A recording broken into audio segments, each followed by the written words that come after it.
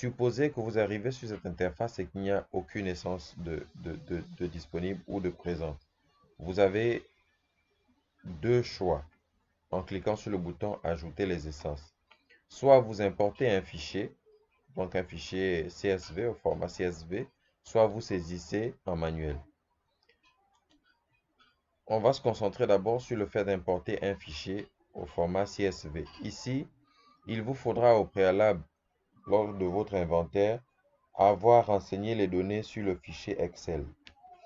Lorsque vous renseignez sur les données sur le fichier Excel, il faut veiller de sorte que l'alignement des données sur le fichier Excel respecte cet alignement ici, cet ordre de données.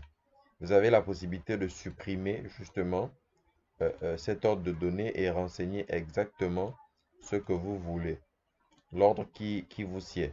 Vous pouvez commencer par la date d'inventaire, le diamètre, l'essence, la parcelle, la qualité, et vous pouvez terminer par latitude et longitude. Mais ce qui est disponible sur le fichier Excel, il faut essentiellement que cela soit renseigné de cette façon, de la même façon sur le logiciel.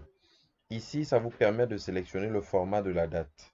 La date, ici, nous avons 4 formats, mais le format en général que tout le monde utilise, c'est le jour, mois, année. Donc, c'est celui par défaut que je vous recommande. Et vous avez également le format de séparateur sur le fichier CSV, en général que tout le monde utilise sur le point virgule. Mais si vous avez utilisé le format à virgule, vous sélectionnerez celui à virgule. Sinon, laissez celui qui est prédéfini par défaut. Et si sur votre fichier, vous avez ajouté des en-têtes, vous cliquez sur les en-têtes sont justement incluses dans le fichier. Mais s'il n'y a pas d'en-tête, vous pouvez le laisser décocher. Et vous voyez que c'est précisé ici, format CSV. OK? Et vous cliquez justement sur choisir un fichier. Je ne vais pas le faire aujourd'hui. Et une fois vous avez cliqué sur choisir le fichier pardon, va être attaché au logiciel et vous allez cliquer sur importer.